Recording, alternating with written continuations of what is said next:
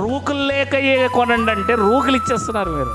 అబ్బా, మేధావులు, నిజంగా మీరందరూ మేధావులు. వాక్యం చదవడానికి టైం లేదయ్యా అని చెప్తున్న గొప్ప మేధావులు.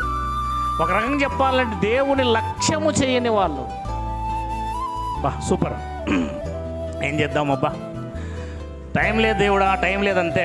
టైం లేదు, ఏం లేదు జాన్, దేవుడు దగ్గరికి వస్తున్నాడు, నన్ను చదువురా అంటున్నాడు. టైం లేదు నాకు, పక్కన పడేదాన్ని. టైం లేదు నాకు, ఏం లేదు. ఉద్యోగానికి పోవడానికి, బస్సులో పోవడానికి, బస్సులో రావడానికి, బైక్లో పోవడానికి, బైక్లో రావడానికి టైం ఉంది. పొద్దున్న 9 నుంచి సాయంత్రం 6 వరకు కష్టపడడానికి టైం ఉంది.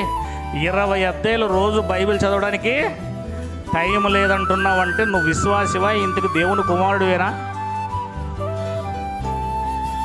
టైం లేదంటున్నావు, దేవునికే, కాలం ఇచ్చిన దేవునికే సమయం లేదంటున్నావు. ఒక్కసారి ఆలోచించాయి, నీ ఆత్మ ఎలా గ్రోత్ అవుతుంది, ఆత్మీయంగా ఎలా ఎదుగుతావు, ఆత్మీయంగా ఎలా ఎదుగుతావు చెప్పండి. ఎలా ఎదుగుతారు మీరు? సమయం లేదో